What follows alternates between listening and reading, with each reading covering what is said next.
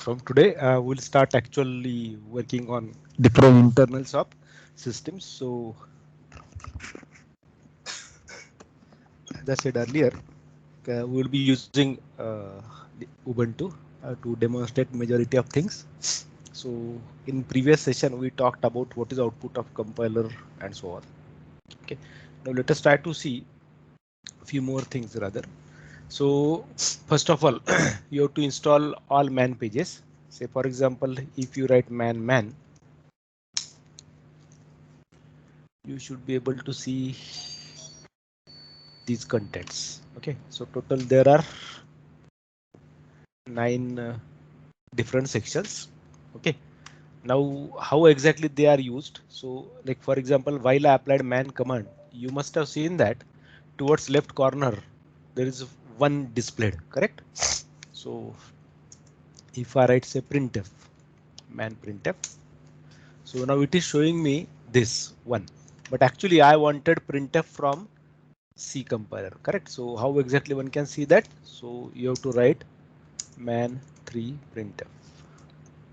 Now this would be your printf function which you are going to use. So this is manual with section number 3. Okay, which would be permitting us to see syntax of this printf. If you write man write, okay, this is a write for this shell command. Okay, send a message to another user. So if I want to see a specific write used internally, so I will write man to write. So this would be from Linux programmer manual. Fine. So if you don't have these manuals, all manuals installed, so you have to install them. Okay, so like the thing that I was telling you would be mainly using second and third in this semester. Okay, but you should be able to see like this system. If you write man write and if you write man to write, if it says manual entry not found, okay, so you have to install manuals completely. So it can happen. Okay. Nextly, like let us try to see, say for example, a command. Let us try to write a program. So let me create.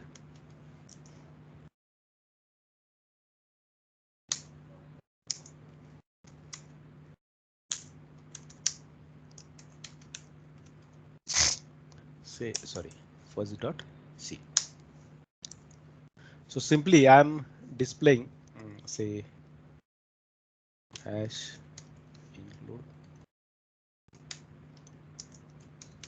stdio.h main printf. This is our first try. Okay, done. So you can write int main and you can write return 0. Fine. So if I see list first.c, this is my program, correct? Now I have to translate this. So we are using GCC for this purpose. Fine. Now this GCC will be helping us to compile a C program. Okay, so GCC means GNU C compiler collection. GNU C compiler collection. Okay, and we are using that for compiling our code. So if I write simply man first dot c, so if there are no errors, then the file would be created. So if I write ls-l, you should see that there is an a.out file generated. Okay, now what kind of type for this? What is the type of this file for a while? What do you think? What is the type of this file? Anyone, please?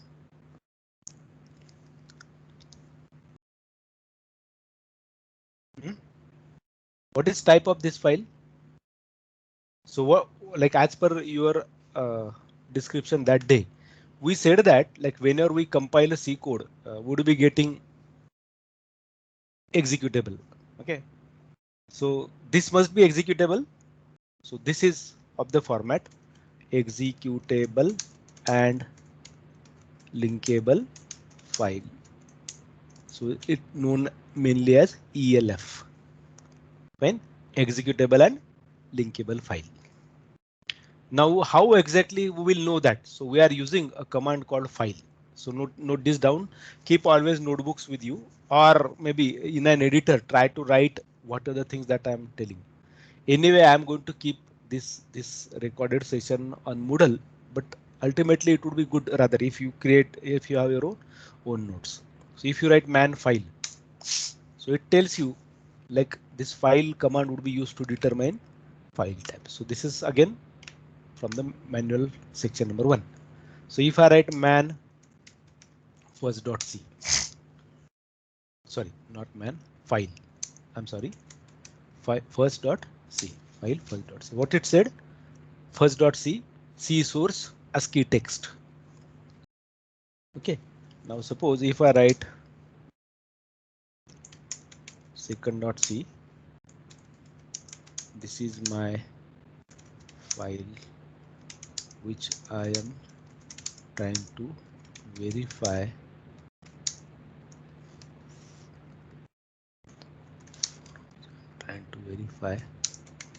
the file type using file command. Fine. So I'm saving this. Now if I write file second.c, what it said, it is ASCII text. Now can you tell me what is the difference between both the files first.c and second.c? Am I audible by the way?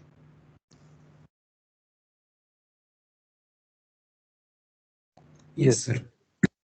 Okay, what is difference between first.c and second.c?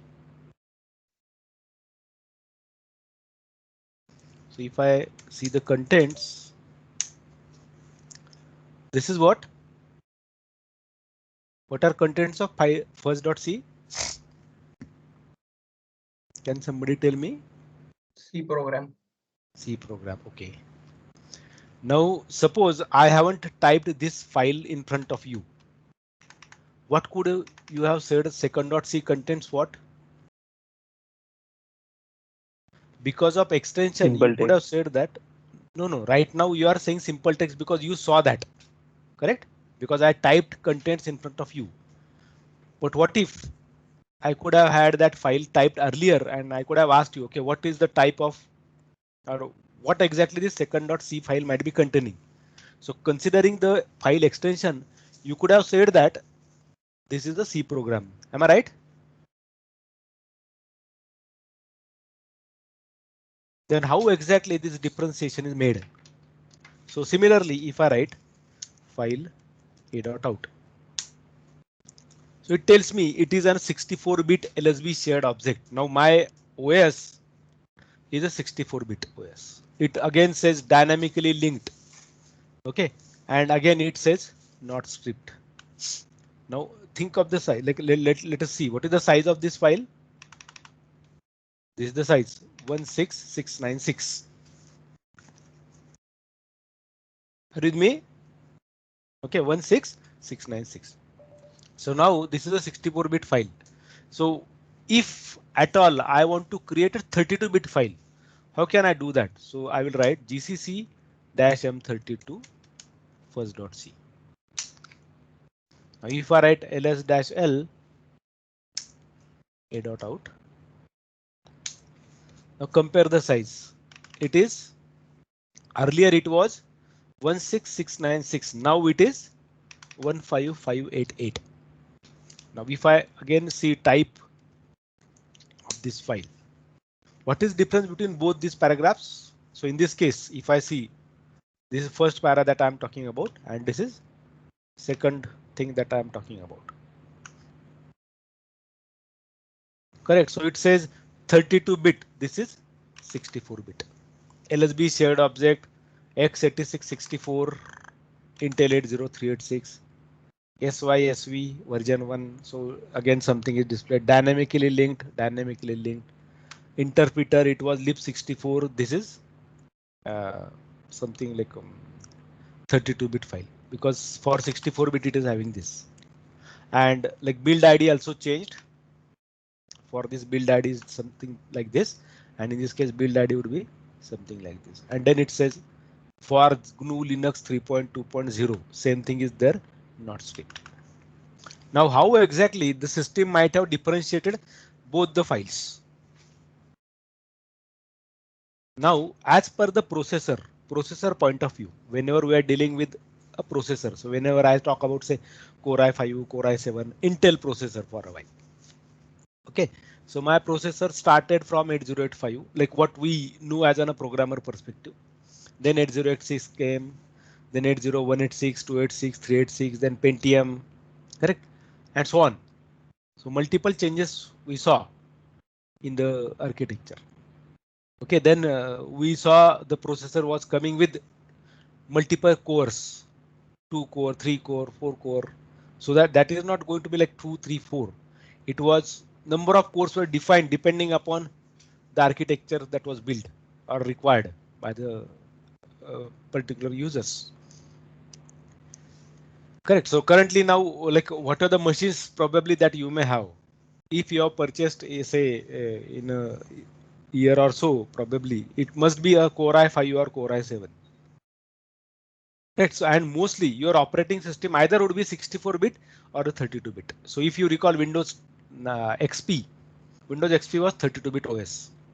When Windows 7 came, they introduced Windows 64-bit. Windows 8, Windows 10, now Windows 11. So now they are available with 64-bit machines only. Now, what exactly we mean by this 64-bit and 32-bit? This is the address representation, instruction representation, which is shown. Now, if I try to see what are the contents of this file, so if I write, say, to see the contents, I write cat command, correct, to print the display. So cat a dot out. A few things can be read, few things we cannot, because some of the text which is shown there is containing some ASCII characters, correct? These are ASCII characters. I cannot read that. Few of the characters can be seen by me. Few of the characters I can read. Like what are the message that I added in my code? Can I see that? Probably yes. So this is our first try. Rest of the things were converted to something called as ASCII characters. We don't know what exactly they mean by it. So if we say this P was for double quote, but then prior also that P should have been there, but it is not there. So where exactly my printf starts, whether it starts from here or here, I'm not sure about. Okay, but if I want to really see what are contents of my file, so there are two commands. So first is hex dump. So you can see complete, like somebody was saying in the previous session that your code would be converted to machine code. Now let us try to see hex dump a dot out. So this is your complete code rather shown in ASCII. See, like still it is more than what was. I cannot see that in a single screen. So let me show you using less. So this is where it started, and this is the ASCII code. This is the location address 000123. So each group of two numbers comprises to 1 byte. 1, 2 means let us start with 0, 1, 2, 3, 4, 5, 6, 7, 8, 9. Now hex would be A, B, C, D, E, F, and then 10. Correct? So 10, 11, 12, 13, 14, 15, and so on. It will go till 1F and then again 20. Correct. So this is how your code is organized in machine code. Like mainly it makes use of hex representation there. This is hex representation. So if you consider this as an address, like first column in this whole structure which is shown to us, let us assume that this is what you have as the address. Correct? This would be address for you. Now, if I want to see exactly, because can you tell me what do you mean by 3F? What is D8? What is 2F D8? What is 0004? You only will say these are X numbers. I don't know what exactly they are. Correct? I don't know what exactly they are. Then how exactly I can really work with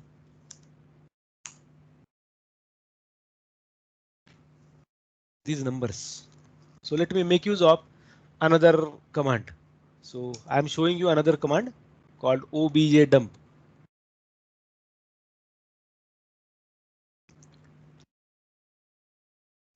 So this displays information from object files. So let us try. So objdump a dot out. So it gives me like you have to make use of some notation. So let me use -d by place. Now it is showing me assembly code in some form, iml, insb, xor, add. There's a label too. This address 1b4, then 1 byte, 1b5, then another 1 byte. So starting address is 1b4, 1b5, 6, 7, 8, 9, A, B, C, and then BD, B, BF, C1, C0, sorry, C0, C1, C2, C3, and C4. Correct? C5, C6. Correct. If this C4, C5, C6. Now one address is missing. Next starts at 1, 8. C7 is missing. So it must be using it for its own purposes. We don't know. Now this can be seen as an address. Okay. So if I go below, this is the code exactly. My code got translated to machine code. How many lines we wrote there in the code? If you see less first dot C. 1, 2, 3, 4, 5, 6. So if I write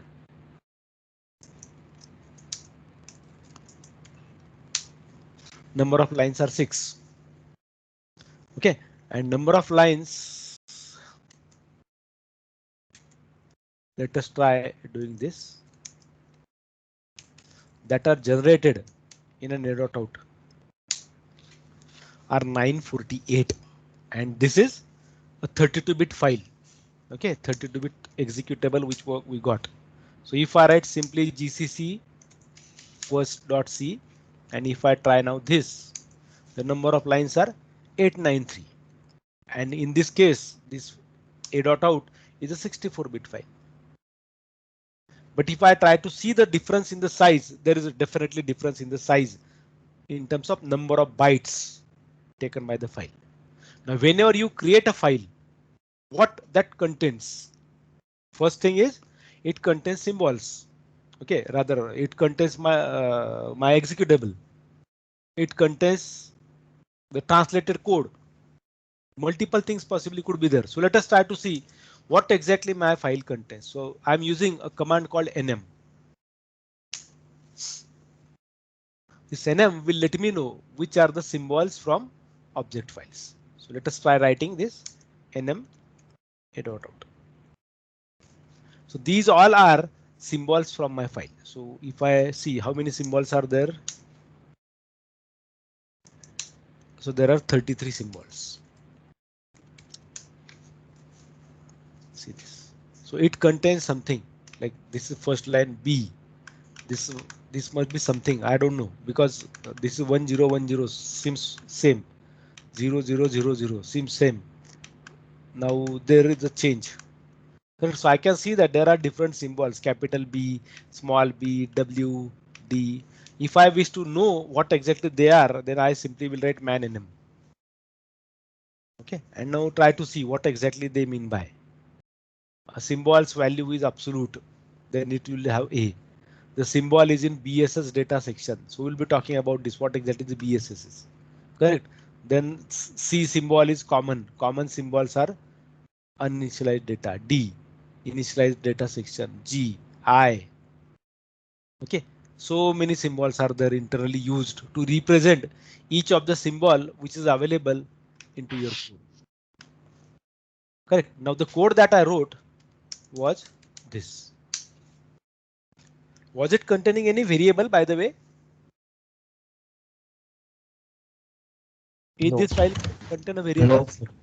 No, No, correct? sir. Okay. Does this file contain identifiers? No. Yes, any other input? Now listen carefully my question. What I'm asking, does this file contain uh,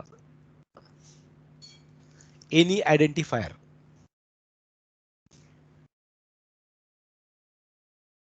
Your answer is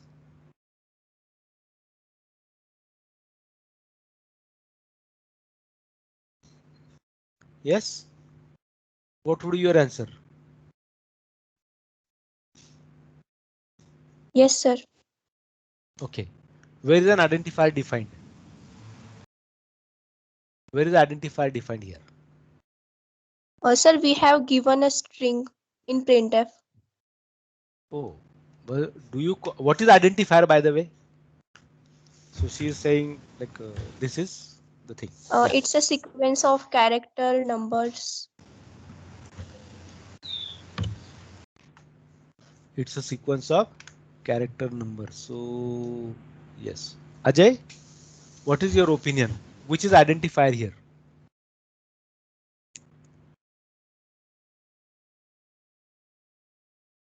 By the way, this is string. This is not an identifier. There are two Sir, identifiers. zero is an identifier. Sorry,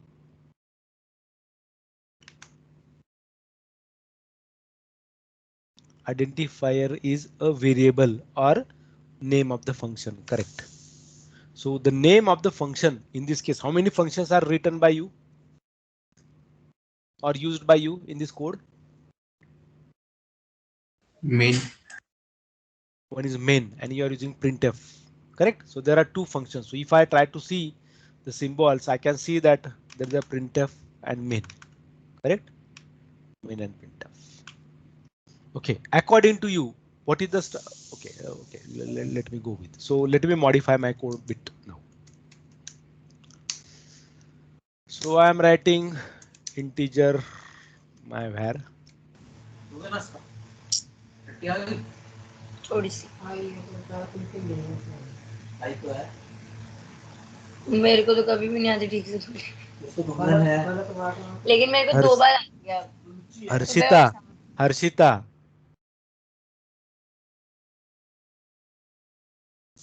Yeah. So let me write my code now. So I am declaring a variable. Okay. I am declaring another.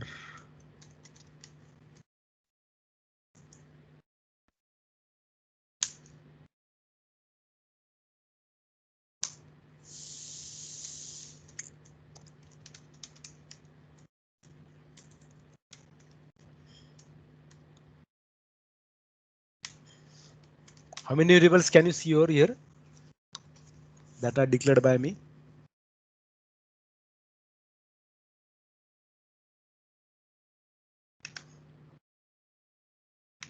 How many variables are declared by me there?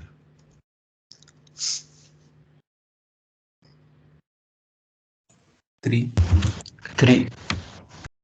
Okay. What are the types of them?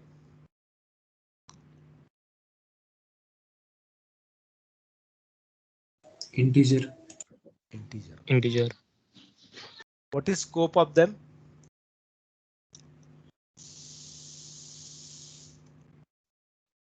2 global and 1 local. 2 global and 1 local. Okay, good.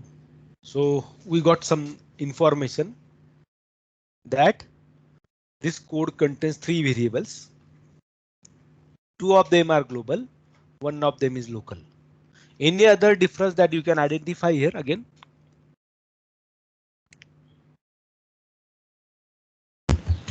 One variable is not initialized. One variable is not initialized. Okay.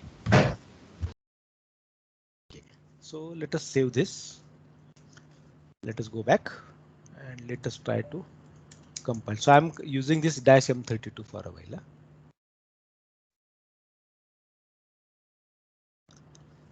So this is meant for assembling, the compiling my code and generating a 32-bit executable.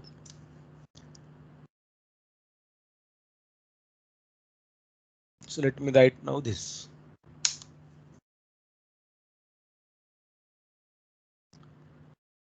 Can you see names of our variables somewhere? Yes, sir. Okay, where are they?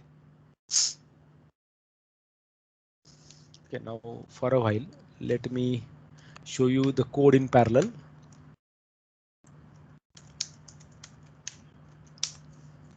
This is our code. Okay. So my var, int my var is a global variable. Int one another is a global variable. And there is int another is a local variable.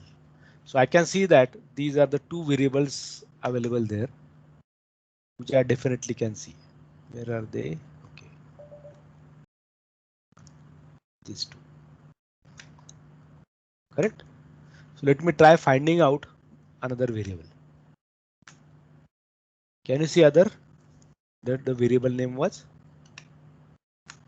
int another. Can you see int another?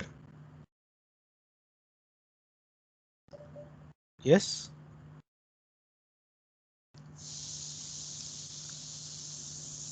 Can you see int another? This was int another. I can see that there is int my var. Okay. Where is int my var?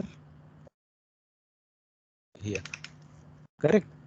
So if I see there is int one another, this is int one another. But I can not find this. Now difference between them. So this is a global variable without initialization. This is global variable with initialized value. This is local variable. Now important information for you. Every global variable would be part of data section.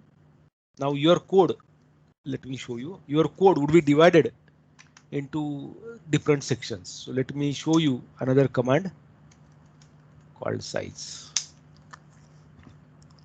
What it tells, list section sizes and total size of binary files. So every code for the code that I generate at front level, it would be divided into different parts. So let us see what are the parts. So there is a data text section. There is data section. There is BSS. Correct. So this is block starting with symbol. This is also part of data section, and this is the text. Text means your code section. These are the three sections which directly can be seen by us. This is the size in decimal, and same size was displayed in hex for a dot out. Okay, size in terms of byte. The section size in decimal and in hex. Now, if my file is going to get divided into these three parts, so where exactly my code goes? So int my var. If you see, int my var is part of capital B. Can you see capital B? And int one another, which is initialized, goes to capital D. So this is data section, and this is block starting with symbol BSS. Okay, so one can see their names. Yeah, let us see B and D. So capital B, the symbol is in BSS data section. Okay, This section typically contains zero initialized or uninitialized data. Now for us, what would be default value for int myvar as per your understanding of C compiler? What would be value for int myvar? Huh? Garbage value. Are you sure?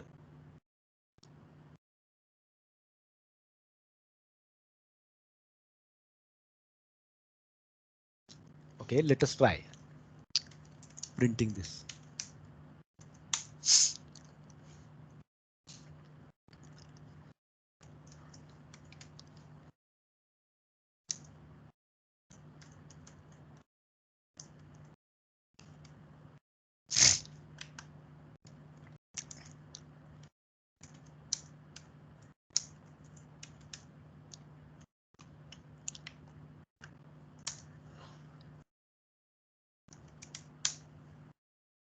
What it printed? 0. Can you see this?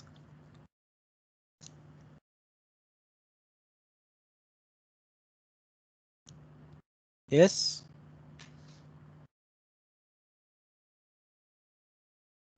Yes. Now, if a global variable is there and not initialized, then always its value would be 0. That's why it said typically contains 0 initialized. So by default, it would be 0 and or uninitialized data. Although the exact behavior is system dependent. So for us right now, it would be 0. Okay, and on Ubuntu as well as Linux environment with 32-bit environment of execution. Correct? So depending upon the system where you are using this compiler, value may vary. We don't know. That's what it said. The behavior is system dependent. Now D is going to be used to show you, like represent the initialized data section. Okay, so let us go back and write the code, make the changes in the code. So if I don't take this, correct? If I remove that assignment, initialization.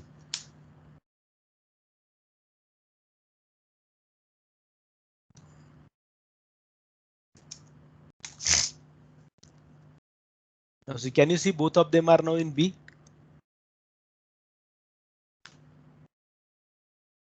Both of them are now in capital B. Can you see this? Because Yes, sir. because we removed initial value. Okay, let us go back. Let us initialize both of them.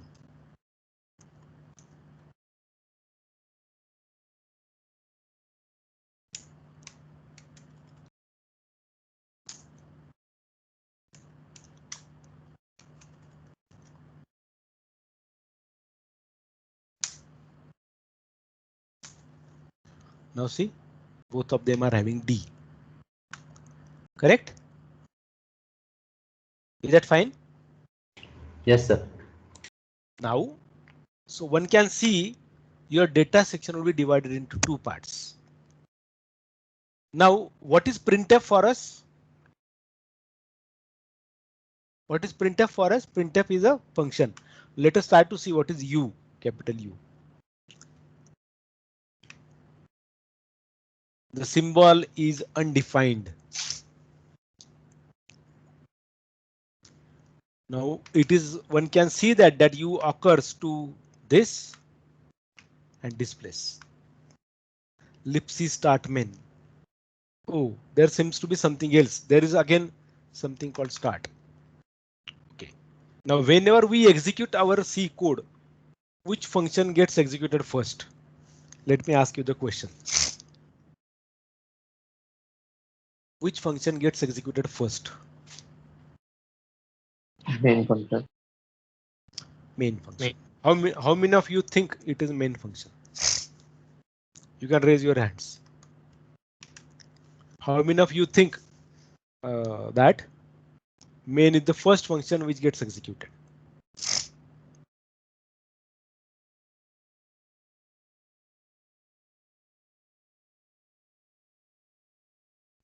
So rest of you,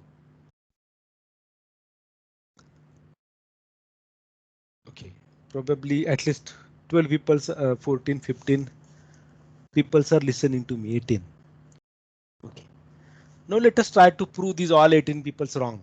20 right now, 21. Let us try to show that. Okay, so what I'm doing is, okay, so I showed you first of all size of the file. So ls-l a dot out size was 15652. When I verified what is the type of the file, it told me that it is a 32-bit file. So then if I remove this M32, how do we getting 64-bit file? So if I see this, it is 64-bit file and size is different. Okay, so I'm going to make use of a 32-bit file. Fine. Now what is the size? 15652. Let us increase this. So I'm adding dash G. These two symbols. So dash G will add additional symbols for debugging purpose. Okay, so if I see the size now, it is 18064. So 64-bit was having 16776, 32-bit was having 15652. Now when I added dash G dash F dwarf, this adds debugging symbols. So suppose if I remove this and if I simply write this, okay, and if I try to see size is different 15652. So I use a debugger called GDB. Okay, this is GNU debugger. Okay, this is used to debug your C code. So you write a dot out. So it tells you no debugging symbols found in a dot out. That means you cannot debug, correct? So if I add now this dash G dash dwarf and if I try to now write GDB, you can see that it says symbol seen. Now let me show you for a while. First thing, okay. So when we write nm a dot out, wc word count number of lines, it is 40. Probably 40 variables were there. Now if I take this and if I check this one, still 40. Then what is addition? Those debugging symbols are not visible to the user. Okay, but internally definitely something is added. So let us debug this code. So there are commands. So if you write help, there are different commands that you can make use of. Correct. These are the different commands. Some of the commands you would be saying, like let us set the breakpoint first. So let us say from where the program should start. So you say breakpoint main. Okay. Then you simply say R. Now you will see that it started here. What is main for you?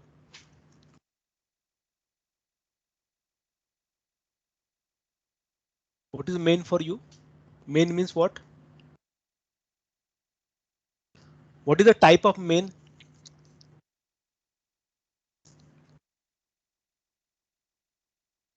Integer. Okay, you are talking about type. Okay, what is the no? I don't. That was a return value.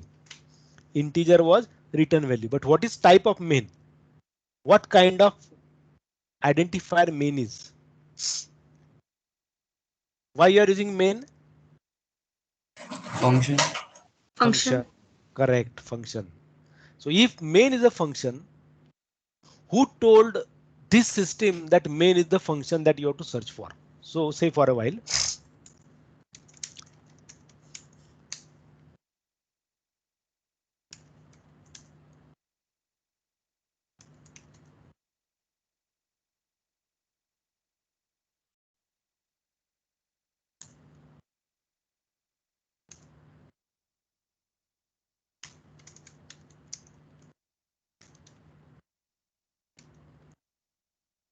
If I try to compile this code, what it tells me? Leave this warning for a while. Undefined reference to main. There's a file called scrt1.0.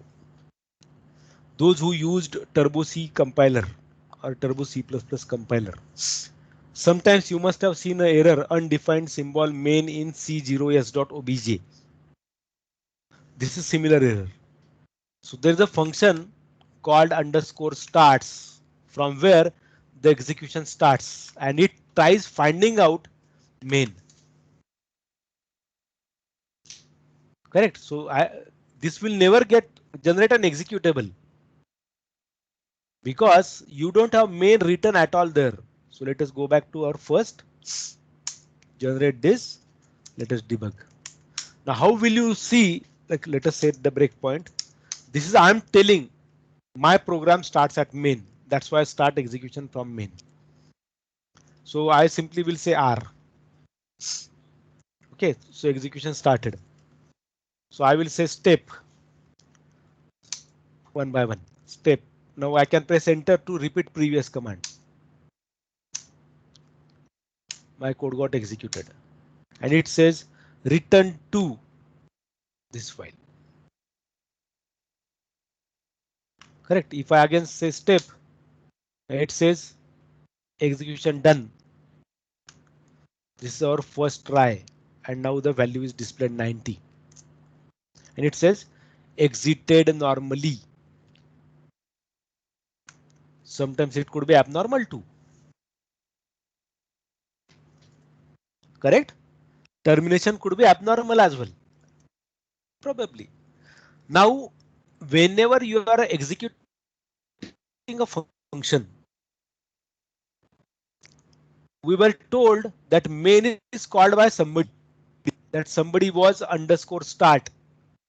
Underscore start called libc start main. Libc start main found main in the executable and then it started executing this. When mains the function main got executed, it returns back to libc start main. How do I verify this? So let me write again R. Let us simply write BT called as backtrace. So if you write help, you will see B. Examine the stack. Correct. So if I write stack,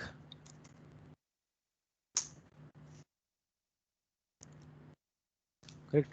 So help stack. So there is a command called BT. Print backtrace of all stack frames or innermost count frames. So this is really confusing. We don't know what it is. So first of all, let us simply write BT. There's only one stack numbered with hash 0. Okay, right now. Let me execute my code. Let me write BT. Only one. Let me write step. Let me write BT. Now still my code is in main. That's why if I write S, my code came out of it. Now where exactly control is? Control is in this file. So when your code gets executed, underscore start is the first function which calls this function and this calls main. Somebody should know that main is the first function. See, when you talk about an operating system perspective, if your executable file type is ELF, you need to know where exactly the execution starts from. So that's why main is there. But every programming language may not have its main as a start symbol. Then how to cope up with such scenarios? So that's why it has this for the GNU compiler collection underscore start underscore libc start main. So can I compile then Java code as well using GCC? Yes, you can. But you have to build that compiler. You have to set the parameters that way so that you can compile your Java program using GCC.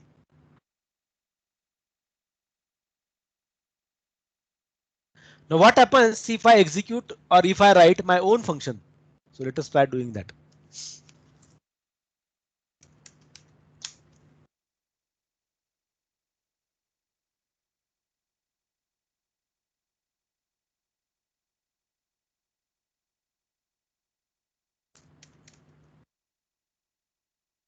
I'm declaring a function show name.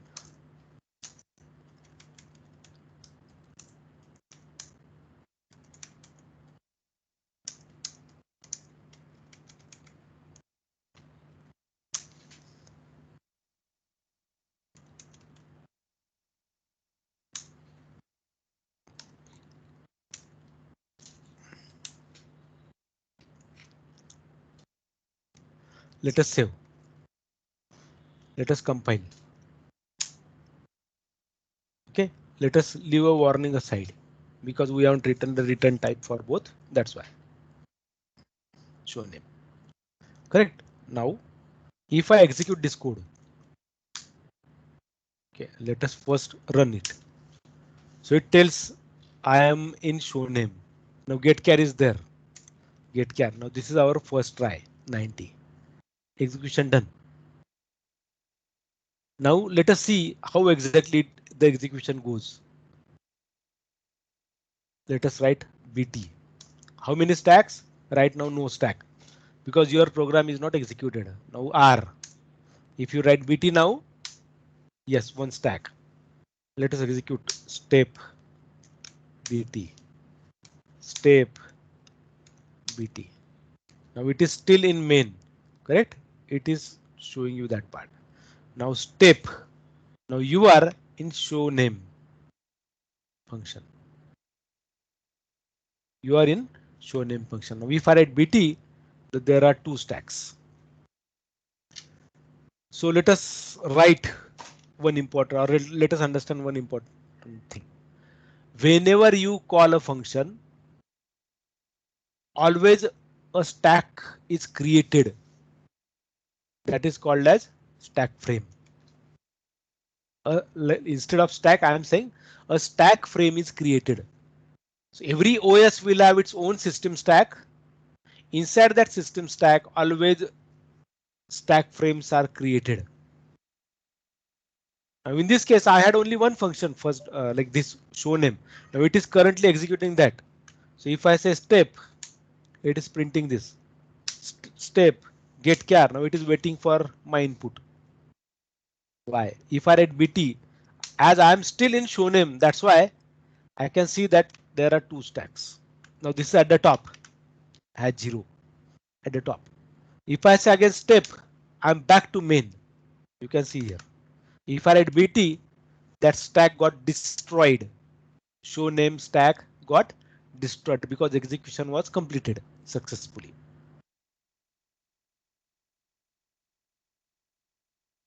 Are you with me? Any question? Yes, sir.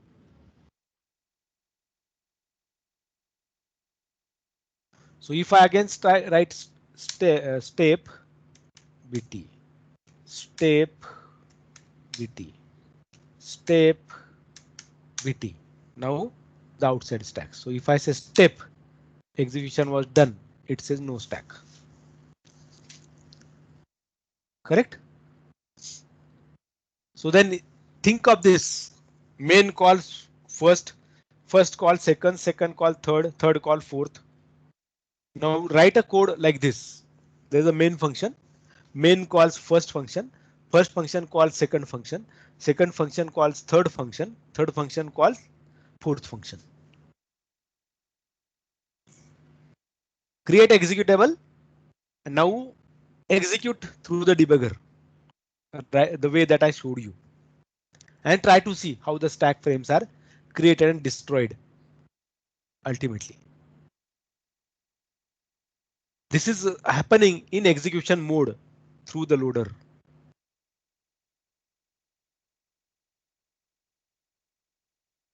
Are you with me?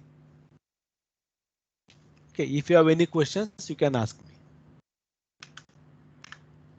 Yes, please. Any questions, please?